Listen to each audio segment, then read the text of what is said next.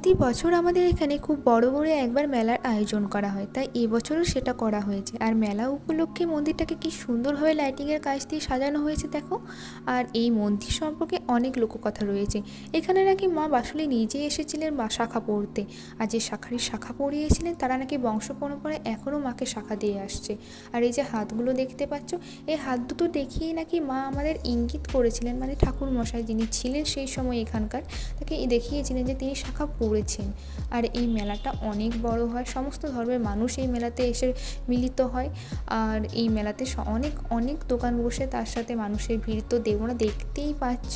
আর সমস্ত রকম চড়ক আসে। প্রায় 7 দিন ধরে এখানে মেলা চলে, তার মধ্যে তো 4-5 দিন আমাদের যেতেই হবে।